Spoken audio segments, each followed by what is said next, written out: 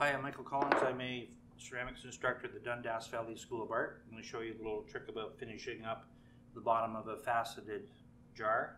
So I've cut this with a wire, so I've got kind of a squared end here, but I'm round at the bottom. So I'm going to use my knife, and I'm going to go just around the bottom first, and I'm going to just trim off the excess clay at each facet at the bottom.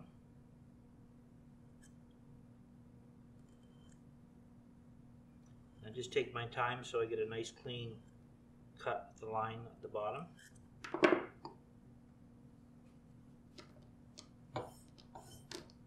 So now I have a Sureform. This is a Stanley Tool, which you can get any of the hardware stores. It has a nice sharp blade on the bottom here. It's used by the woodworkers. And I'm going to hold it on a 45-degree angle here, and I'm just going to gently cut at each facet. And in my studio I have various degrees of sharpness of these depending on how damp the pot is. So if you get a worn blade, don't throw it out. It's useful for wetter pots. So I'm just going to go around. You can see the line we're getting in line with the facet here.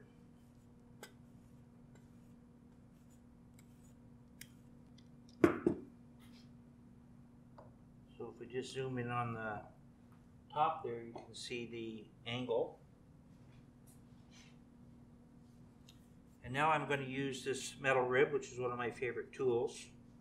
And you can see that this area here is rough from the grog that is in the clay. So when I cut that open, the pre-fired clay that's in there, and the coarse stoneware leaves a lot of scratches. So I'm going to use my rib, and I'm just going to use the rib on a 45-degree angle to the pot to help just smooth in those scratch marks.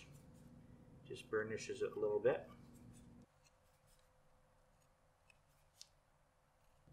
So now I'm back to where I started. And then on the edge here from the rib, a little bit of debris comes up, so I'm just going to take my knife and just kind of clean that off.